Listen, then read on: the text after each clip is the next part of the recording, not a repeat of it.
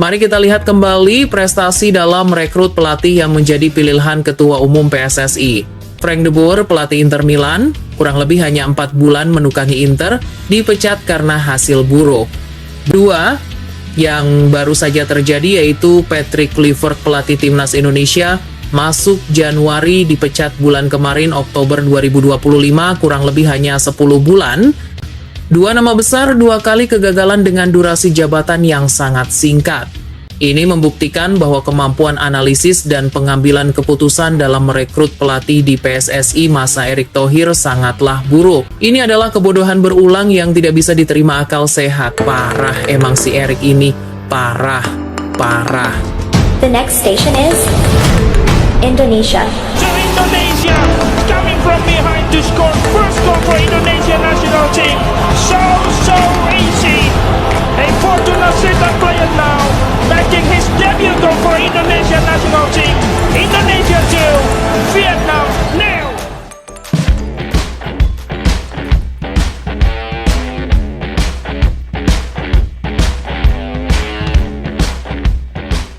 Selamat datang kembali di sinetron Mau si LBK Tapi Terlanjur Malu, episode paling mencekam dan paling politis.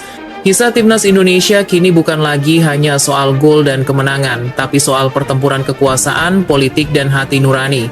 Setelah kepergian tragis sang idola kita, Shin Tae-yong, yang disusul oleh kegagalan paling memalukan di era modern, ya, kita bicara soal Patrick Kluivert. Kini seluruh Indonesia menunjuk ke satu arah, kembalikan STY sekarang juga. Semua statement dan harapan Mimin ini mungkin bisa terbantahkan. Setuju atau tidaknya tulis di komentar ya. Nah, mari kita kupas tuntas satu persatu. Dengarkan baik-baik. Kita itu harus mengakui PSSI di bawah kepemimpinan Erick Thohir melakukan dosa historis yang tak termaafkan. Kok bisa gitu? Kenapa?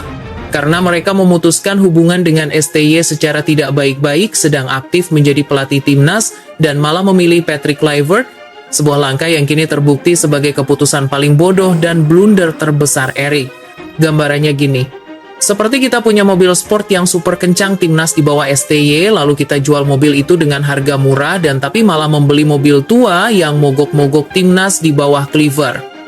Fakta berbicara, STY sempat membawa timnas mencapai rasio kemenangan 75,5% di kualifikasi Piala Dunia dengan permainan yang solid dan terbukti menjanjikan. Sedangkan Kluivert datang membawa harapan palsu dan hanya dalam hitungan bulan tim ambruk dan gagal. Statistiknya sangat memilukan dan jauh lebih buruk dari apa yang ditinggalkan STY. Ini bukan sekedar soal ganti pelatih, tapi soal pengkhianatan terhadap proses. STY sudah meletakkan fondasi, sudah membangun rumah, tapi PSSI malah merobohkannya dan mencoba membangun istana pasir yang langsung hancur diterjang ombak. Wajar sih jika kini desakan untuk STY kembali menderu. Ini bukan lagi desakan, tapi tuntutan perbaikan. Rakyat merasa penasaran dan tergantung pada sosok STY, karena hanya dia yang bisa membawa timnas terbang lebih tinggi dari jurang kehancuran pasca kebodohan Kluivert. Setuju nggak kalian? Dan drama ini mencapai klimaksnya ketika STY sendiri melalui penerjemahnya Jeong Seok Seo menyatakan sikap "saya bersedia kembali, tapi..." Kata "tapi" ini adalah bom waktu bagi PSSI. STY sebagai seorang ahli strategi kelas dunia tidak mau lagi diintervensi, diganggu atau diusik kepentingan politik. Ia menuntut wewenang penuh dalam segala aspek. Daftar tuntutan mutlak STY jika kembali dipanggil. 1. Hak veto pemain. Wewenang penuh dalam memilih dan mencoret pemain, tidak ada lagi pemain titipan dari siapapun. 2. Kendalikan keuangan latihan, mengalokasikan sendiri dana untuk latihan dan kebutuhan tim. Ini adalah langkah mencegah korupsi dini. 3. Jadwal mutlak. Menentukan jadwal dan lokasi latihan tanpa campur tangan exco atau pihak di luar teknis. 4. Hak pilih asisten. Memilih sendiri tim asisten yang ia percaya sepenuhnya, memastikan kekompakan tim pelatih 100%. Ini adalah syarat yang sebenarnya sangat normal di sepak bola modern. Seorang pelatih kepala harus punya independensi. Namun bagi PSSI dan jajaran petinggi, tuntutan ini terasa seperti ancaman kedaulatan. Wah, gila nggak tuh? STY menunjukkan bahwa ia datang bukan untuk uang, tapi untuk kekuasaan taktis. Ia mau menjadi diktator yang baik di lapangan hijau, memimpin tanpa gangguan.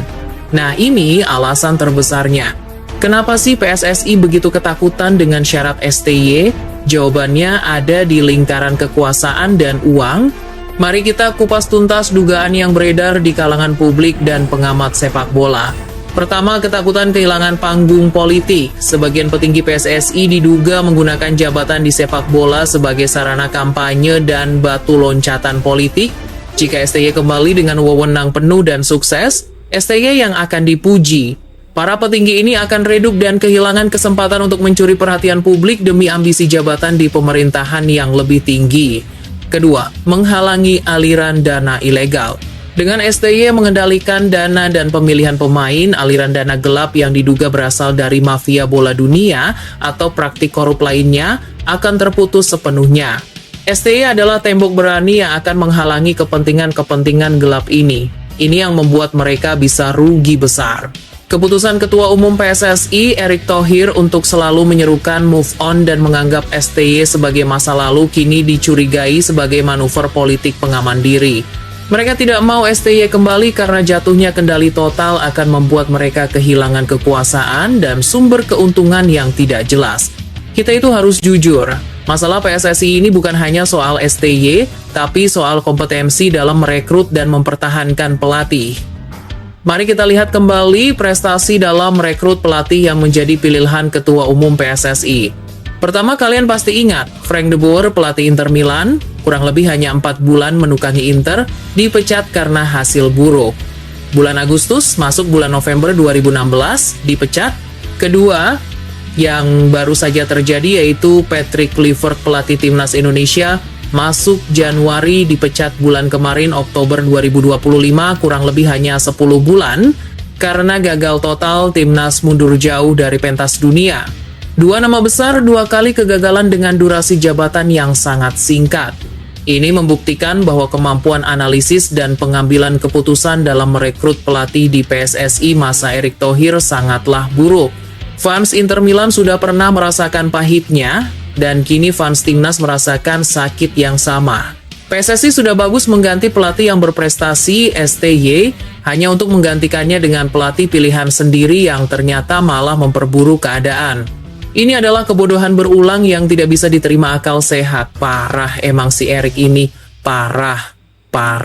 Terima kasih sudah menonton sampai selesai. Sampai jumpai di video berikutnya.